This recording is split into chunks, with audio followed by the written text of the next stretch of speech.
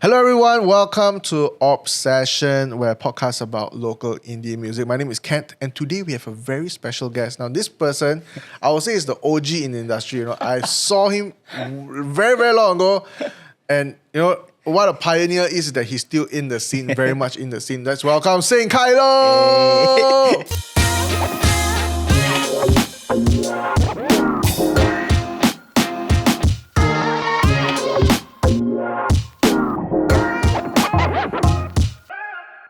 ใจ making me feel old. Bro. Old, I feel it's now. called experience. Right. So I was just saying, when I first met you, very, very long time ago, when I remember doing laundry times also. Yeah, laundry, dude. Bro. What a good venue. When you were in the band, Ryöt Jones. Ryöt Jones. And That's my baby, my old baby. It's like a huge gang of people on stage. Yeah. And it was like funk music, right? Yeah, It's like, damn cool. Very cool, man. It was a wild time because at that point, I think there wasn't many big bands around, especially in the English scene, So, and I always wanted that. So when I got back from the UK, I paired together with Dio. He was my former bandmate. So we paired together and we were like, okay, we had this dream to do this whole big band, horn section thing. So then when we just put it together, we put the band together, and then, I don't know, we just started making waves. I still remember our first show, right? When I think we played Waikiki. Oh, Waikiki in PJ or not? Damn, Waikiki. Are they still around? No more, right? Gone already lah. Gone already. And then, but Waikiki used to be like an establishment, bars, you know. So we did our first show there, and then we played 3 originals, 2 covers, and then everyone's like, "Oh, damn, Kyren, that's really cool what you're doing," and quite big band, and then we just took it from there lah, and then we built the name, and it was really fun. I like that time because I feel like Ryöt Jones had a quick rise, quick rise, and it was just constantly building the momentum until 2019 and 2019 and 2020 I left lah. I left. And it's like all the big festivals you guys were in, like all the beer shows you guys were in. Your name were everywhere, bro. Yeah, all the posters. we got really I don't know. I think because it was like a show band, we had choreography and it's like stuff like that. It was cool. Thank you, man. Thank you, man. I tried to do something different at the time. You know what I mean? And then it was cool. It was really cool. Yeah. We got a lot of big corporate clients hiring us for their dinners and all that. But I think at a certain point, a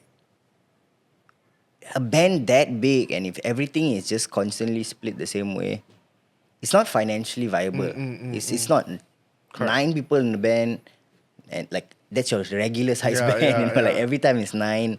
You're organizing, but we managed to do our jammings so well. But it's just impossible to sustain long run doing that full time, and So man. So before we dive into more about Ryöt Jones, let's talk about Kyren before Ryöt Jones. Oh yeah. Right? Yeah. I don't think a lot of people heard. I myself also don't know. So what was Kyren before Ryöt Jones? Were you a musician playing music already? Or? Yeah. So I started playing music in 2009. Okay. I started going for open mic. So I was 17 at the time. That's how old I am, guys. Just old. Where do you do your open mics? You know the Strand? Yeah. The Strand in Kota Damansara, KD, right? Yeah. Yeah, there. There's a bar called Saints, which was crazy because I was talking to this with FMT the other day, and then the guy said, "What's the name of the bar when you first jammed?" I asked him, Saints Bar, and I was like, "Damn, now my name's Saint Kylo. That's crazy." And I just realized that, and I was like, "That's some wild shit." Then so it's it was wild. So I would go there. They give us 2 beers, you can eat, and that's your payment lah. Yeah, bro. Yeah. Those were the times, bro. Crazy, bro. So I wait there. That time got no Grab. All you young guns, y'all lucky, bro. Y'all in the time of Grab, bro. We all had to wait the side of the road for taxi. Just please help me with my big guitar at 1 o'clock at night. Oh, please somebody stop for me. Please, I need to go home. My father calling my phone, scolding me. Where are you? Waiting for taxi. Dang. Yeah, it's crazy, bro. Crazy. So then after that, this is after you came back from UK or before? Before. This way before. So when I just kicked off, I was doing the open mic scene and all that. And then through my sister, I got to know some rappers in the game, hip-hop game. So it's Tagmatic. There's this guy called Ego back then. I think now he goes by Oromari or something like that. And then Jane Hackman. So I was the young gun, young kid, and all these guys, and Roshan Jamrock and all these super, super awesome guys. Aman. Sonar, you know, like they're all like people I looked up to, and I was like trying to get into the scene, and I didn't know whether I was going to be a singer or a rapper. So you know, at that time I was still like so young and confused and trying to figure my sound and how to get it, and then so I started with that solo route, and then the first time I put a band together was I think after my Fly FM strip.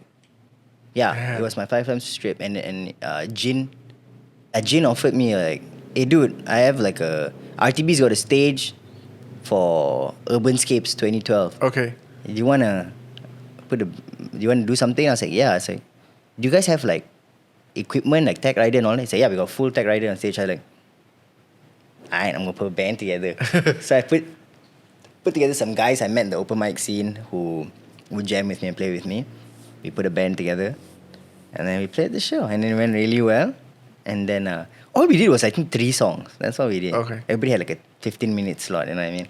So we did 3 songs, and then things started picking up from there lah. So from that band, and then it's called 7 Days of Sunny June eventually, and then eventually over time, the last show for that band is where I met Dio. Okay. At RTB in 2000 and I think 13 or 14. Yeah, 2014 I think. And then he comes up to me and he's like, hey bro, like I really like what you're doing and all that. Can I talk to you for a bit? I'm like, yeah, okay. And I was like, why does fella look damn familiar ni? Curly hair. He looks so familiar.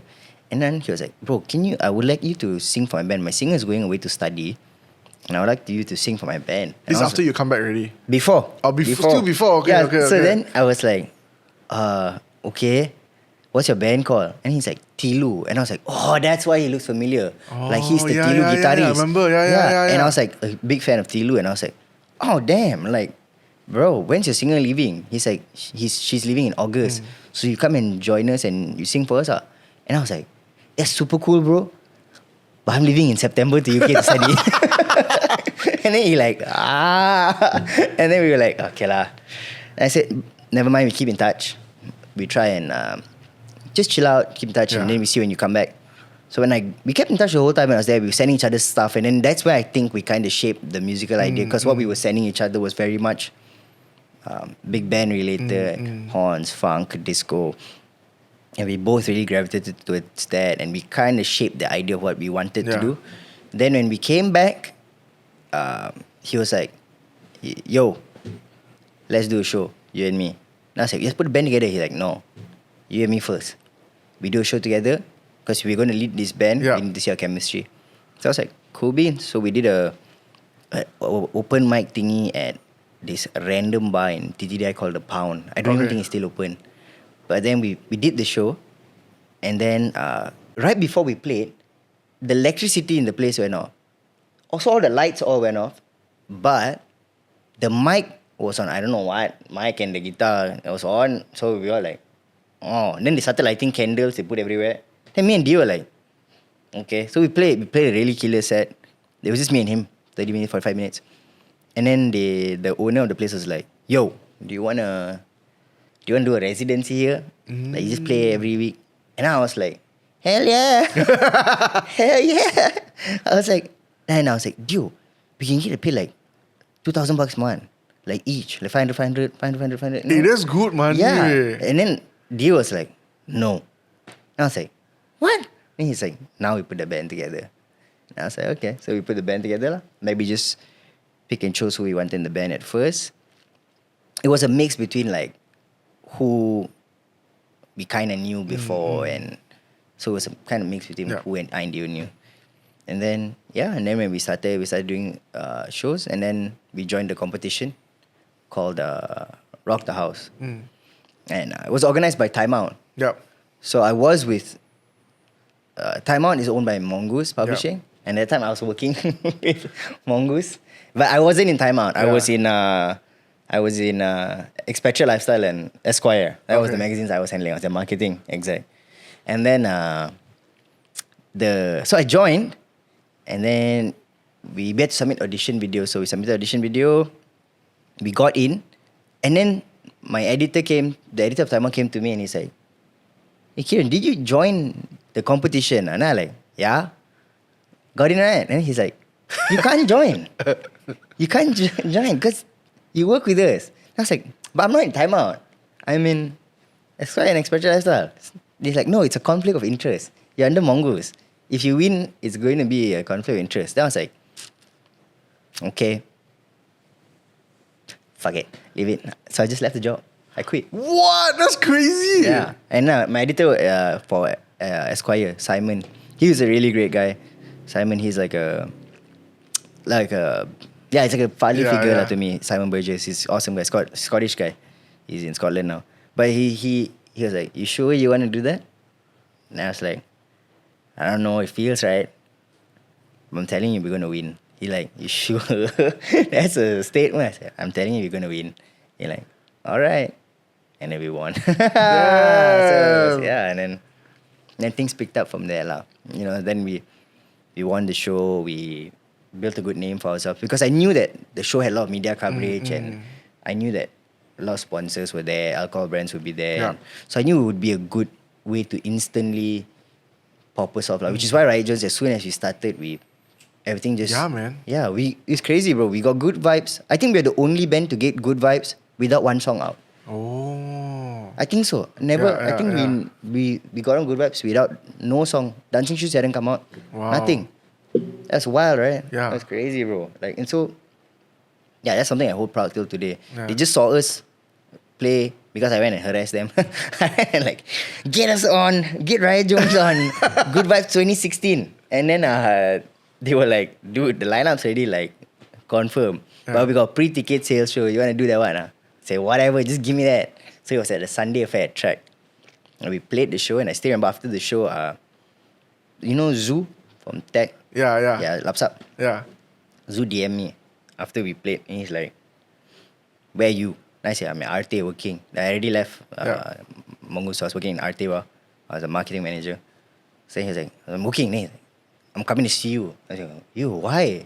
He just wait. And I thought because I say any bad words on stage or something, I was like, damn, I'm going to kena scolding. Then he came, he's like, who the hell are y'all? And I'm like, what? He's like, who are y'all? You're freaking dope. And I was like, I do. And then he was like, okay, next year you play Good Vibes. So how we got Good Vibes was just, we saw the poster and then we saw our name there. That's how Ryöt Jones knew we were playing. I remember the time when Ryöt Jones first came out. I was like crazy. All my friends were talking about it. We went to see shows. I was like, wow. It's like this. There's not... I mean, I don't think anyone in Malaysia at that time were into... I mean... Yeah, we're doing that. There's no band that was doing this kind of stuff, right? Yeah. And then, dude, you know what we got really lucky also with was that when we started doing our thing, about that time Bruno drops the Treasure album. What? Unorthodox? What? Yeah. That Unorthodox album. Jukebox. Yeah. And then I was like, yes. So disco's back. Funky Sound's back.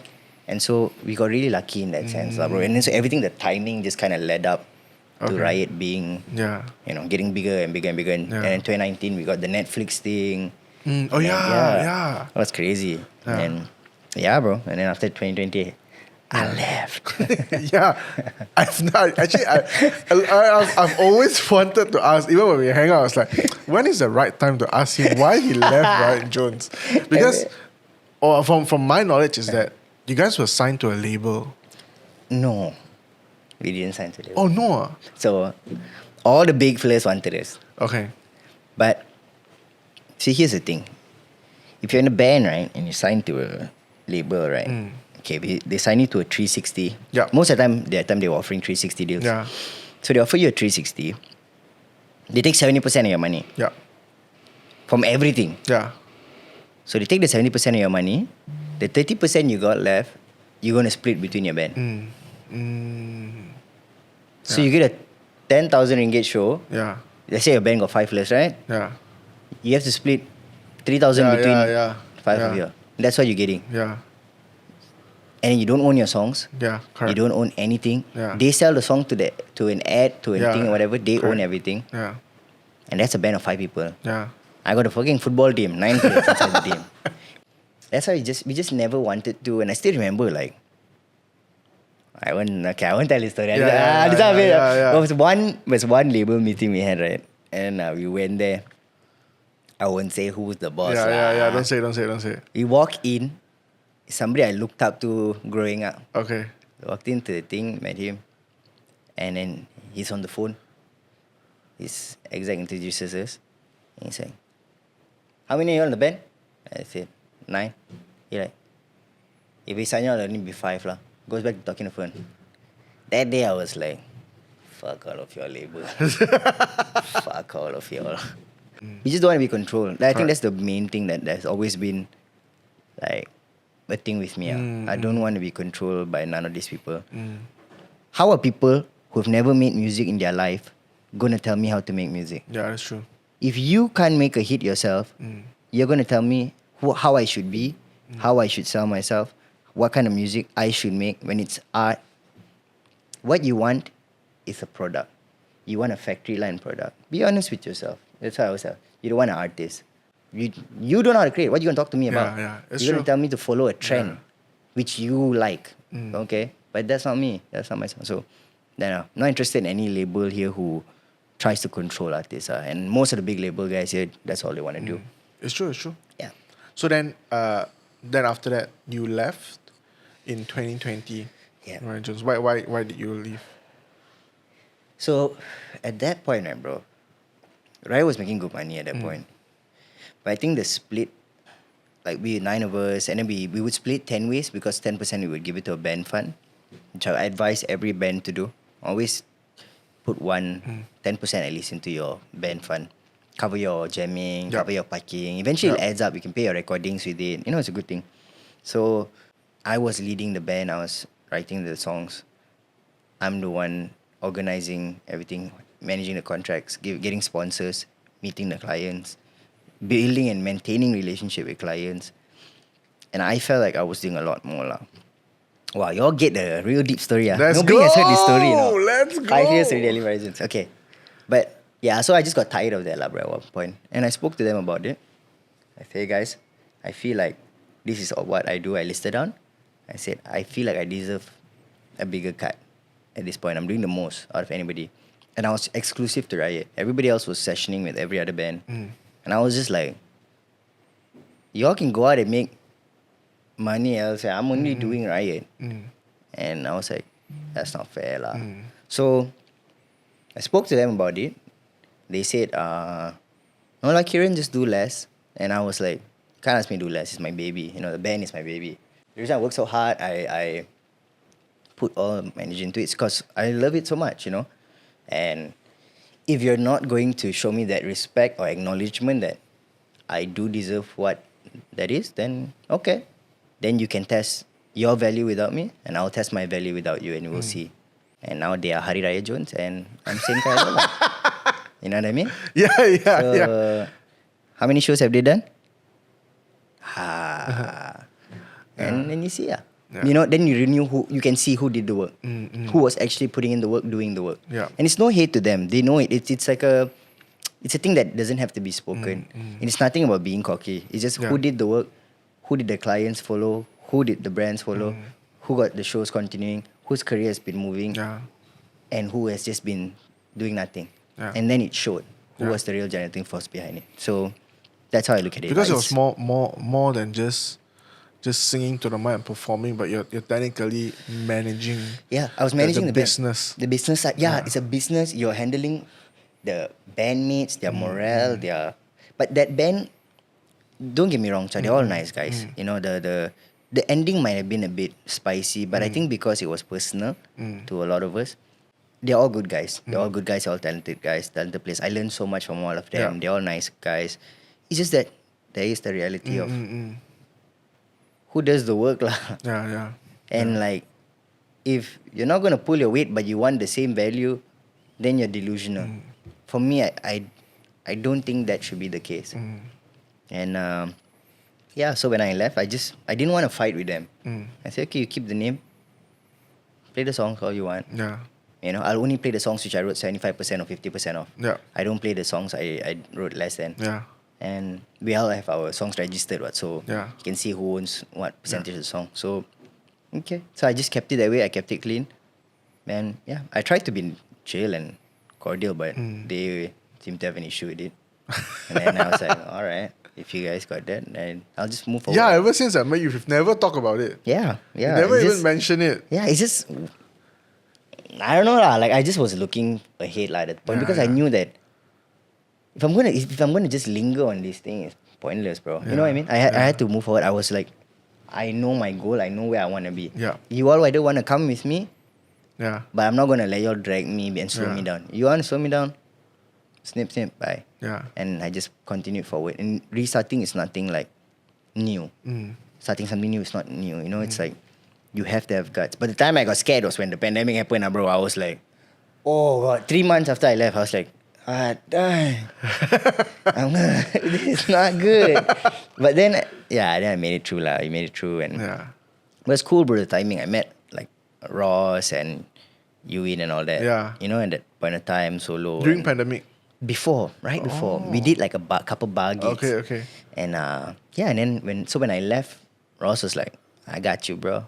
Nice. I'm your right hand man. I said, tune, let's fly. And then it was just me, Ross, and the boys. You know what I mean? Jack's been there from, So it's just really cool how everything kind of blossomed towards that direction, bro. So how did the name Saint Kylo came? Okay, so my Instagram handle at that point was Kylo Kyren. But it's actually just Kyren. I put lo-fi in the middle. Yeah. So then everyone was like, hey, you're Kylo from Ryöt Jones, right? Kylo from Ryöt Jones. Because I tag all the boys in the Ryöt Jones pictures and stuff. So when, everybody was like, you're Kylo. So when I went solo, I didn't want to use my name. Yeah. I don't know. I don't like my name. Kyren Thomas. It just looks funny. I don't know. I don't like it.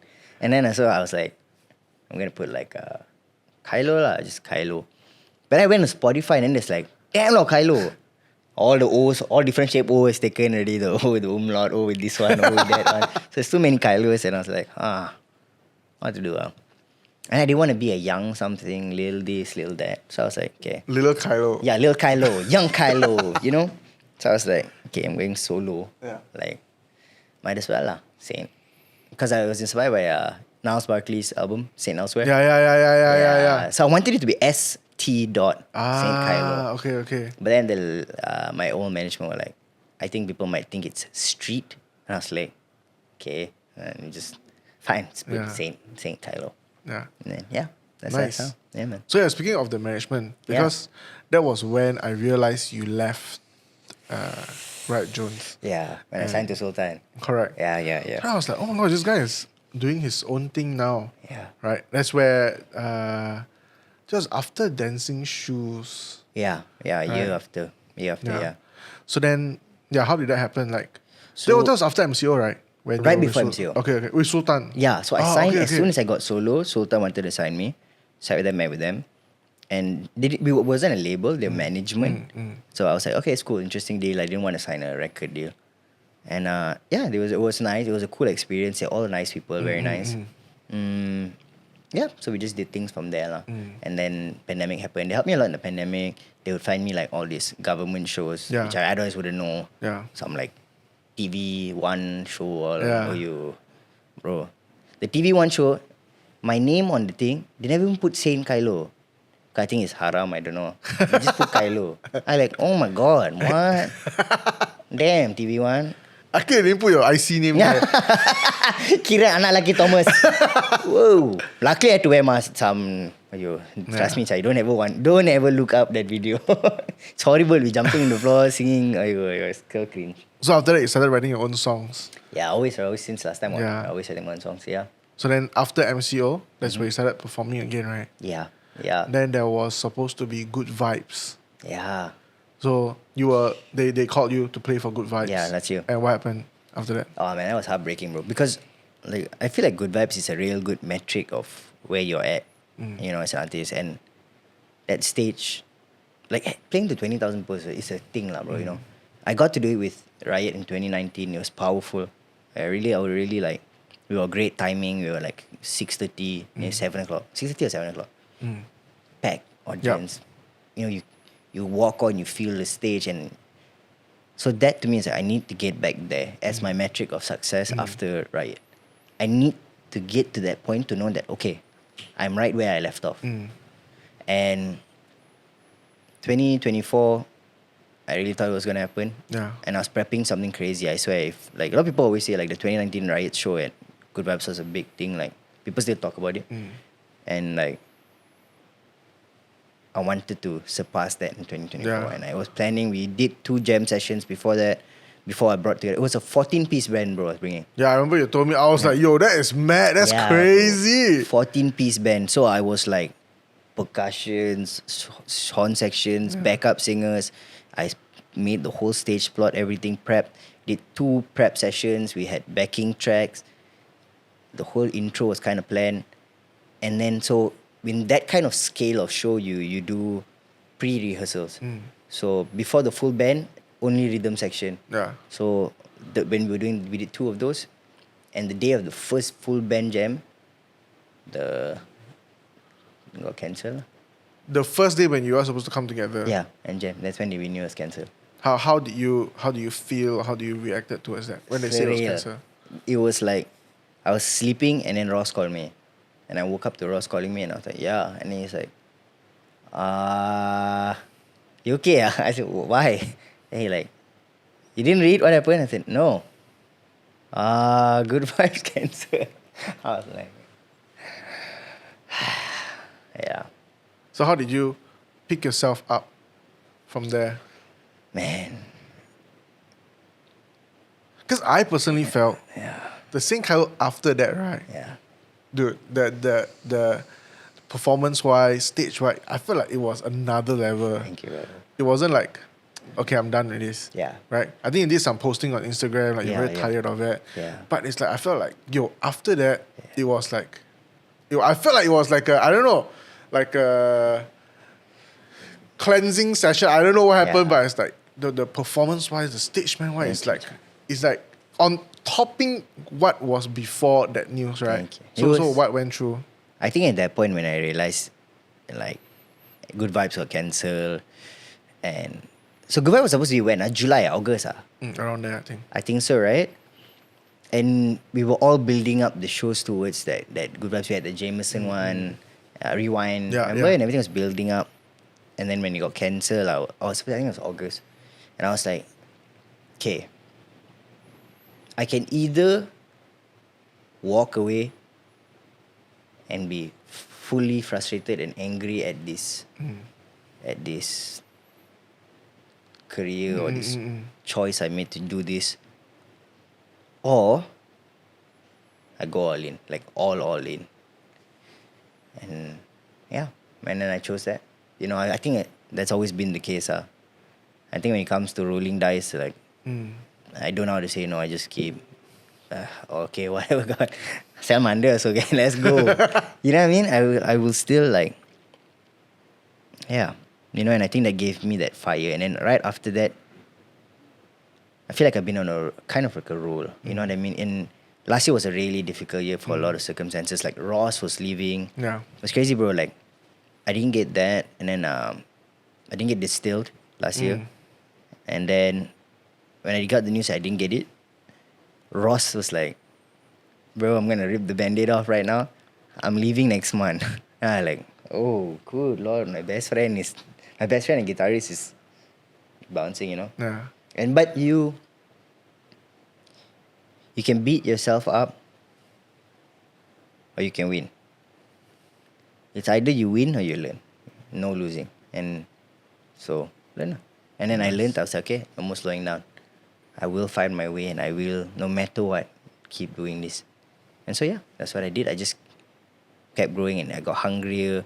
I started rolling out a bunch of songs, like 3 this year already. I want to do 4. I want to drop 1 more by the end of the year. Yeah. And so, yeah, bro, I just felt like I was just needed to push and push and push and plan, grow. You know, like figure that out. And I think I needed that those failures or the negativity of last year to show me what rock bottom felt like and where you can go from there, you know? Yeah. And then this year's been a blessing, bro. Yeah. Really.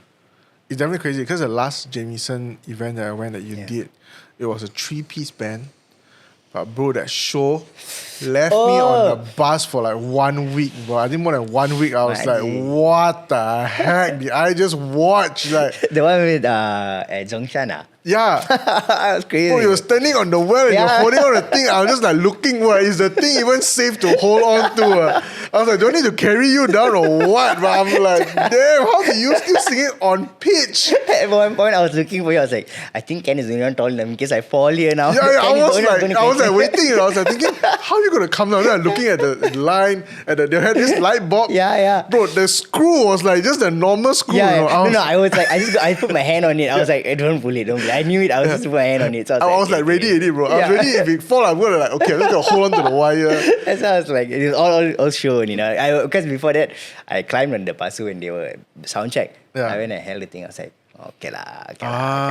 Okay. It's not gonna put this. And I was just like, I'm not gonna pull it or anything. So I just like, just show lah. Yo, but it's crazy, you, dude. And it was just like 3-piece band. Thank you, Miz lah. I got Miz, bro, with me now. Miz is the man. You know, it like a lot of people don't realize like Moga Miz, man. Like, I think like when like I said, when you look towards like points of negativity or loss that you go through, and then you like the blessings that can come from those low points, right? Yeah. So Ross left. I lost my best friend. I lost my bandmate, my producer. And then I found Moga Miz. Miz joining Saint Kylo and the band now is such a blessing to the band because truth is I'm getting older. I'm not as, Bro, you don't perform like you're older, bro. But I feel like last time Ryöt Jones, it's not at this level now, bro. I don't know. I think now you're doing stunts, bro. Yeah. So I'm going to backflips and shit. No, but it's like, Miz really like gives me the time to rest because he's such a showman out there, and it's like he's like the Slash to my Axel. He's like Brian May to my Freddie. Like I can just relax for a bit while he goes and takes the shine for a bit, and I can breathe. And the one blessing I have is I have killer bandmates who like know how to put on a show, and we all have fun with each other, which is the best part. Like, so yeah, Miz joining and Saltman's a crazy fleur. He's a crazy motherfucker. And then it's cool lah, bro, to see like the growth of everything. Last time Solomon for shows he used to wear a mask. Yeah, I heard. Yeah, bro. I was like, "Day, what are you doing, day?" He like, my father can see me this day. I like, day, chill out lah. You damn old. You 30 years old, day. No, father can see this. Okay, whatever. You wear your mask lah. But then after now he stopped already all this lah. But now he's just, this is fun like to go with the boys, and I think we just have fun with each other on there. And it was. Thank you. I was like, I really enjoyed. Although I was like, wow, there's only 3 people playing, There's no tracks, no nothing. It's just like fun. Yeah. And in my head, it's like I keep thinking, it's like, wow, it's just like literally 2 instruments. You're in a band, you want like, the bass lah, not strong enough or what. It felt very empty. Oh, it felt so whole. Like just the 3 of you. I'm like, we learned that skill, right? That 3-piece skill from Ross. So Ross used to do this with solo, and we used to do it together. And the way we've got our drum set up, like we don't use a kick. Our kick is Solomon's cajon, and so that set up and how we play with the stage frequencies, like the guitar frequencies, how the lows are and what we take out and all that. Then so it sounds full. Usually a lot of people are not paying attention to that, and then that's when frequencies clash. And it sounds kind of like everything's high. Everything's So it's just finding that balance and of sound. We learned a lot from Ross back then. Ross is the one who like really like mastered that, so yeah lah, bro. Nice. But from there, yeah. So right after that, you were right after that, I know that you went to Dublin. Bro, that's crazy, bro. That's wild, bro. The news were buzzing. Thank you, man. I'm like, yo, this guy is going places, man. Thank you, James. Which I feel like you deserve it. Thank you, brother. Right? Thank I mean, Good Vibes was like, Good Vibes was like either a make or break. Yeah. And you didn't see it as a break. Yeah. And you pushed forward, and that Jamieson thing happened. So how do you receive the news? That was wild. Okay, so how I got the news was really, really nice. The Jameson team here has been like such a blessing. Like Jameson's always been a brand that really gets behind the artists, and I worked with them for so long, like since Ryöt days. So like, yeah, it was so sweet how they did, bro. They called me to Drum Asia. They're like, hey, we have to film some content for that event thingy. Right after the event, they played that one. So I was like, okay lah, yeah, they put some media stuff. So I went there, and the Jameson team is there, and they're like, Kyren, the media team, the production team is coming late, so we'll film you first. We want to shoot some B-roll. So they want some shots of you listening to music in the studio. So I was in the studio, and then they put headphones on me, and then they're like, okay, just pretend you're listening to music. So I'm there talking Cockney to them. I sing like, and then they're like, Kyren, keep quiet. I'm like, what? Like, okay, listen. Then I'm like, okay. So I listening, pretending to like, oh wow. I feel so stupid, bro. I like, oh wow. And then suddenly Rachel's voice came on. And then Rachel from Jameson, and she's like, Kyren, actually we didn't bring you here to shoot any ad. We're here to tell you that you've been chosen as the representative from Malaysia for Distilled Sounds. Wow, the effort! So, yeah. And it was so sweet, bro. They were so sweet. The whole team, like shout out to Commerce PR and the Jameson team, Cleaner and all that. They like, bro, I was like, look on the ground, don't cry. Bro, I was like, oh, fuck. Like, damn. I get to like, because, in a after a year of shite last year, for me to win like this, to win sometimes feels nice. You know what I mean? And yeah, I feel very blessed. So after that, you went to Dublin. Yeah. Right, everything's paid for. Covered. Blessed. My goodness. Yeah. So how does it feel? It felt really, really, really incredible. Honestly, right? They treated everyone so well. The Jameson team, the Tent-Man team, Sachi and Sachi, whoever was there, all the teams who were helping the production, everything. It was incredible. Even the Jameson team here who got everything sorted for me, they were there for every little thing. The commerce team here who were making sure that I got the press coverage, and everyone, bro, the whole team was incredible. And then to go there and see how you're treated, bro, they really treated us like absolute superstars, bro. 5-star treatment all the way. Come at the airport, they got a sign, a sign, Jameson, Saint Kylo. That's crazy, bro. Like, what the fuck? That's me. That's my name. They're like, oh, hi, Saint. Nice to meet you. Saint, nice to meet you. Took me to a car. The van also is a Mercedes, bro. Mercedes van, black color van. Yo, that's crazy. And I was like, are we going to wait for everybody else? They're like, oh, no, this van's just for you. I like, son, you're going to give me a big black man. Damn. Yes, please. Yes. And then it's like, it's crazy, bro. And then so, yeah, they dropped us at the hotel. The hotel was nice. Really cool, bro. The drivers, like explaining the whole, little historical bits about Dublin when we were driving to the city. And it was really nice. It's really, really nice. And Dublin is such a beautiful city.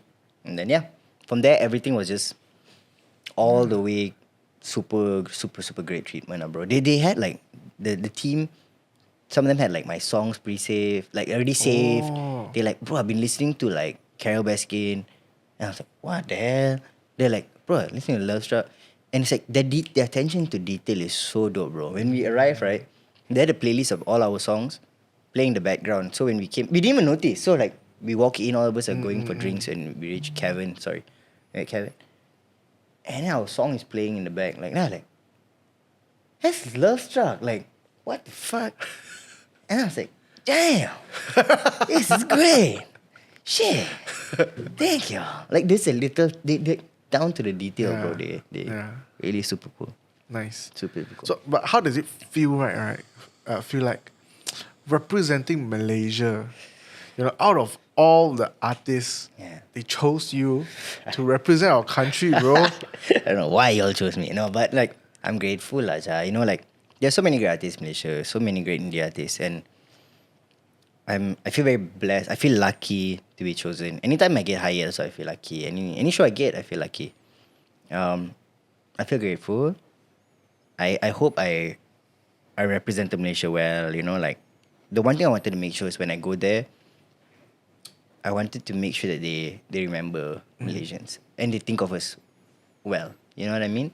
And I hope I did that. I was nice to everybody, and I'm always nice. But yeah, just try to Bro, be it's crazy. professional. I saw you were wearing Shen's t-shirt there. Yeah, I brought a t-shirt. I was like, Yeah. yo, this is next level representing, I brought her t-shirt. Yeah. It was a conscious decision. Yeah. I like the t-shirt. It's just really nice. And but I also brought it because I was like, once I'm like asked about the shirt.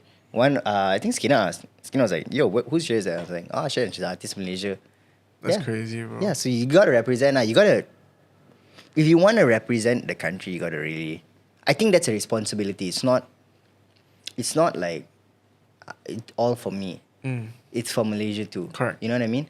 I want to do so well that next year they say like, let's choose Malaysia again. You know what I mean? I don't want Malaysia to be like 1 time, 2 time thing. Yeah. I want to go represent well. They have a good impression of us, and yeah. So yeah, man. It's crazy. Yeah, man. Hopefully I can keep it going. Yeah. So you do know that now you are no longer called a local artist. Oh. Bro, you are now an international artist. That's wild, bro. That's wild. I know. So anything that you have to put international artist. International artist. Damn. Last time I was like Pisco bar singer. That's all, no? Pisco singer. That's it. Now, it's crazy, bro. You know, it's something I'm very grateful for. It's opened a lot of doors, bro. I swear to God, like the opportunities that have come from it, I'm so grateful for, and what is to come as well. Like I can't tell y'all, but I can let y'all know in on like there are things that we're in plan that are in motion for the local indie acts. Yeah, and so don't worry, I got you. Actually, it's true. Like I mean, the way you say like you're representing Malaysia, like even a lot of the band that I manage, right? I mean, the gigs that we get is through you as well. Like you putting in the words. And the thing is, bro, why I'm so impressed because you don't shout out, hey bro, I'm the one that get you this gig. You don't. When I go and ask them, it's like, oh yeah, Kyren's the one that recommended you. I'm like, what? Like, why? Like, you know? Because I really mean when I say I love the scene. And I really think that the local talent, the local scene, right, has so much talent that I hate people who like only look out for themselves. There's too many big artists in Malaysia. I wouldn't say names. They know who they are and we know who they are. When they were indie, they crave for the support that they eventually got. They wish the big acts would share their thing. They wish that people use their platform to promote them. Yeah. But when they become big, they don't share anyone. They forgot. Yeah, they forgot. And I think that's like, for me, the most cringiest loser energy ever. I don't care how big I get, I will always support the local talents and people I believe in. Like, for me, that is the most important thing. You good? I like you. I'm going to share it. I don't care. I won't mention names, but a lot of big acts in Malaysia who they will only share something if it's either viral and they can gain some clout from sharing it, or it's something they're earning from. Like they're going to do a feature with them or they want to get a feature from them. That's the only time they share. And it's fucking loser ass energy, bro. Yeah, but nobody calls it out. That's the problem, bro. I feel like I'm at this point, right, bro. I've been doing this so fucking long, bro. I'm 33 only, but I'm doing this 16 years. Like, that's a long ass time. I've done most that has to be done here. Played most of the stages, most of the venues. It's just that I'm at this phase where if I don't call it out, right, and I feel like nowadays I'm calling things out a lot more. But if I don't do it, then who is going to? I can't expect the young acts to do it. Yeah. Because they're afraid to lose opportunities from me. Correct. So I do it. You know, it is what it is. Like, sometimes you got to be loud. And if it doesn't change anything, then too bad. But I can't complain if I don't say something about it. Yeah. It's not my right then. Because it's like, half the time I post all this stuff and like call out something or whatever, all these local acts will be like in my DMs like, bro, yeah, bro. And like, say something also lah. They're like, cannot lah, bro. Like, okay, never mind, I'll do it. But I think that's important lah, to stand on what you believe. And I really, really believe in this scene. So I just want to help everybody as much as I can. You know, some people have told me like, Kyren, you need to stop doing that. Like, you go and try and lift everybody, and then when your time for them to lift you, they don't lift you. But I'm like, But then I'm being hypocritical. I wish somebody helped me. Then I don't want to help people. That's fucking selfish. And I'm not going to be like those people who do that lah. Yeah. We know who they are. You don't need to mention names, but just, you know. Yeah. So what's the difference in terms of Kyren, right? Before Saint Kylo, so the Kyren then and the Kyren now, what's the difference that you see? I would split between Ryöt, me and Naomi. I think Ryöt me was still learning, figuring out, because we were building a sound, we were trying to learn all this, how to run things indie, how to run a band, how am I managing a band, how am I managing the egos in a band, how am I managing my ego, how am I managing socials, how I'm making sure something is always happening. So that was learning. That's like a full-time job, bro. Yeah, full-time job, bro. Someone 9 plus. But then now I'm wise to it. I know what it takes. I know what the lowest points can be, and I know what the highs can feel like. And I think just sureness, Lacha. That's the only thing I think is the biggest difference. I'm so much more sure now of where I'm going and where I want to be and what I want to do. So I think that, Lacha. More bold to make decisions. Yeah. Compared to last time that if you feel like there's so much to lose, but now you're like, you know what? I'm just going to do whatever I want to do. Yeah, I'm just going to do what I'm doing. And I'm not worried anymore about place or whatever. I don't care about any of that anymore. I just want to make my art. And I truly believe, like, you just keep making what you really are as an artist. You will love your stuff. You will love playing your stuff. No one can tell you that you're not you. Yeah. And I truly believe that. Like, I now just don't do things for anyone. I do it for when art. Like, when it comes to my art, I do it for me. Nice. Yeah. Nice. And I'm very much like sure lah. Yeah. I think that's the important thing. Nice. We're going to go to the last part. We're going to sum it up. Let's talk a bit about the releases that you released so far. Yeah. You have 4 songs out. Yeah. Super cool song. Thank you, Incha. Love Struck. Yeah. Cannot play on radio. Too much fuck. Try to censor the song. We're like, can't even fucking half. The whole chorus is censored. I think we should just do. I think we should do. Then Lin in the background. Fuck. God damn, can't really. Fuck, can't really. Yeah. Only I'll write this kind of nonsense. But so what's coming up? Is there anything coming up? So what's the plan? I just dropped Hollywood. Yes. Hollywood's cool. Hollywood. Bro, Hollywood's on radio. It's on radio. Hollywood's got good. Yeah, Hollywood's on all over radio. It's quite cool. Like really getting a lot of radio play. Yeah. Oh wow. It's got some cool. I got like playlists in Ireland and stuff. Wow. Oh, sick, bro. The Irish is so supportive, bro. I'm in love with Ireland now. Dublin's the place. Yeah. But like, yeah, man. So I dropped Hollywood. Hollywood's out.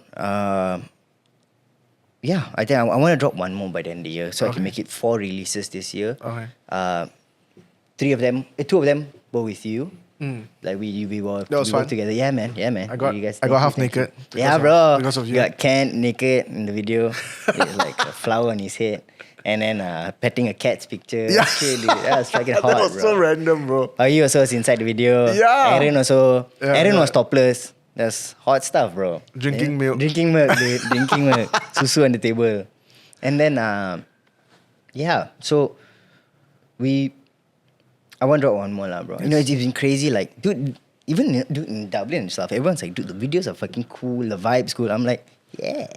And like, how do you get all these people in the video? Like, they are the video team. I just brought a bunch of clothes and forced them to be in the video. They're like, what the fuck? It wasn't forced. It was very willing. Yeah, willing, all willing. You're like, hey, do this. Hey, Joma. Yeah, Joma, all insane. And everyone's like, dude, they look damn cool, bro. All them in the video. They're all just like vibing. I say, yeah, do all the vibe, dude. It was just, everyone was having fun. So Hollywood. Right. Yeah. So it was just released recently. Yeah. How did it came about? Like it was in Dublin. It was in a Jameson place. Yeah. So how did that song like? You guys were together? That you guys were paired together or? Yeah. So it was wild, bro. I feel like I don't know. This year has just showed me like destiny and things are meant to be will be, and so before I got paired with Skinner, I was like I knew I was going to Dublin. And I was like, let me write a song about this. So I wrote Hollywood. And I jammed. Oh, you wrote it before? Yeah, I wrote it before. Okay. And then they paired me with Skinner. And I think I had a rehearsal for Distill Sound, the farewell show. The farewell show before I left. Bro, that show Thank you, man. was packed. So That's so great. Wei Kang was there. Yeah. He told me. The floor was. I like, the place gonna collapse. Crazy. I was like, I wanted to go. Yeah, I saw it was free. I'm like, that's it. It's gonna be packed. There's gonna be no parking. And I was right. One of my friend Yishan, Silver was singing for you. Yeah. Yishan was like, I was waiting downstairs. For how long? For a good 45 minutes. I'm like, what? That's crazy, bro. That's crazy. It was wild, bro. It was fun. You know, like, and then we're like, yeah, so I wrote the song, and then we began to practice. The boys liked the song. We jammed it out. And I told them what I wanted, like the parts and everything. And then so we jammed it. And then I was prepping demo tracks to go there and give like Anderson's team, you know. Like, so then Miz and Abs and Lang were like, dude, let's do this song. So we did it. We made the demo for Hollywood. And then they paired me and Skinner together. I checked out some Skinner stuff and I was like, okay, it's a punk rocker, damn. Like, Yeah. me and him, like, so I'm funky, he's punk. Like, oh, where are we going to find a middle ground? And then we like, okay, never mind. So we got a video call, me and him. And we're like, okay, bro, like, what's the best way to go about this? And we were like, let's just send each other demos that we have. And we see like, if we like something, then easy. Then we have to create something from start. We can just work on something. And it's like, it's easier to go from 50% to 100 than 0 to 100. So then I sent him my stuff. I put Hollywood inside there and sent him. He sent me his stuff. And then when he sent me his stuff, he was like, bro, all that's cool, but that song Hollywood, can we work on that? And I was like, sure. And it was crazy because the song had saxophone on it, had percussion on it. Skinner's set has saxophone and percussion, his stuff. Oh, okay. So I kind of had an inkling he was going to go. And he went with it and he liked it. He wrote his verse. He sent over his vocals. He sent over his guitar stems. We cleaned and refined it here. When we went there, we were like 95% done with the track. All we needed to do was master, really. But then we added some live drums there and guitars. It was quite cool. We got this guy, Euclides, from Portugal. Amazing guitarist. Amazing artist himself. Portuguese artist. So we got him to lay some guitars down. And then the super cool thing, Alex was the sound engineer there. So he heard the track and then he was like, bro, can I play live drums on the last reggae part? I was like, fuck yeah, bro. And that's the cool thing when you've created something really collaborative that the sound engineer guy wants to play on it. Yeah. You know what I mean? Yeah. That's fire. And Yeah. it was super, super like true. So the whole transition, because in that song, right? Yeah. So there was a transition. So that was figured out here. Yeah, I wrote it. Why do you want to do that? Because it's so unusual. Yeah. Right? Suddenly go to reggae, right? But it's like, I mean, it's Yeah. very common in K-pop that they usually have this kind of transition. Yeah, B-side. But not within like bands or things like that. So it was very fresh. Yeah, To thank hear it's like, whoa, okay. thank So you. so what made you make the decision? I like playing with sounds, and like if you hear like Carol Baskin has a switch up at the end, and I like that whole B track to one song got two different sounds or switch up and someone comes back. So the initial plan that I wanted to do with the reggae part was in middle of the song it switches to reggae, and then it comes back in, and then but then we decided when we listened to this whole, we were like, nah, this should end with the reggae. You know, like it should be a switch up section straight down. And then so Yo, I just, can't wait to hear that live, man. Thank you, man. We're gonna be a bop with. Yeah, bro. It's the song's a vibe, and I'm gonna sing Skinner's part as well. I get Miz to sing it. I'm gonna miss. Yeah. Nice, man. Nice. Yeah, man. It's just like it's been a blessing, lah, bro. Really, like working with Skinner was so easy. He's a really great guy. He's kicking ass in Ireland. Like the guy's playing festivals every week, and it's fun, lah, dude. And I'm hoping to bring that culture here where we have festivals every week all around the country, not just like shit popping off in KL only. Like I want shit to pop off in like Kedah, you know, like so it's just time, lah, bro. You know, outside of KL, Penang, and JB, the bubble's a bit like outside it's tough. You know what I mean? Yeah.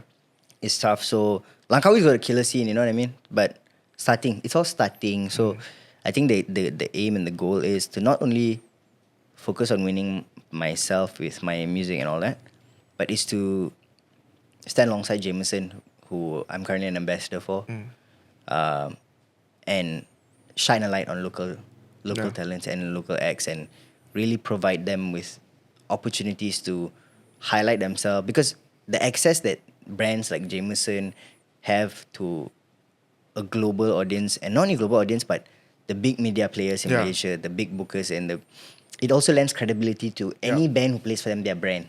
You know, any band who, like, for example, when Resort does a Jameson show, Resort can say, I played a Jameson show. You put that in your press release, your artist kit, you know.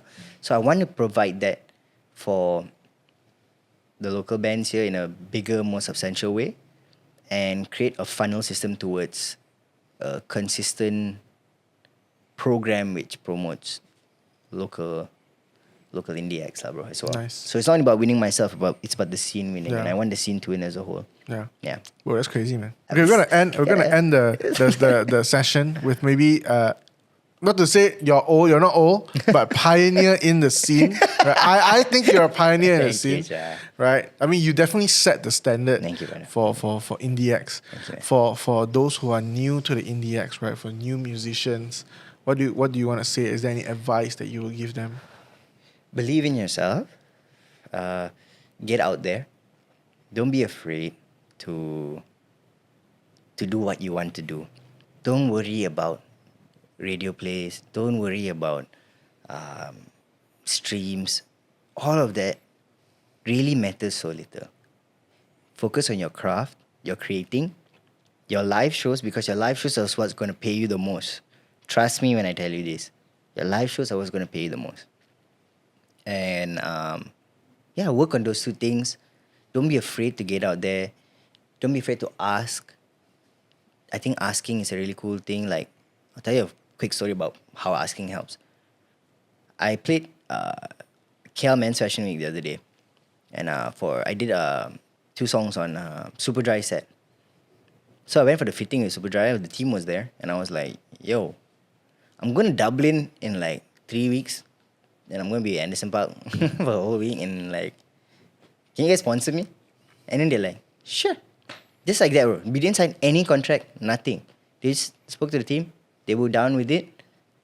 They went there. They wanted to give me all 5 days worth of clothes, but I was like, okay, no, I don't want. I want like 2 days to just have a bit of playing around feel. But they gave me like really like, bro, 3 days worth of fits, and they were so sick and so this is from them.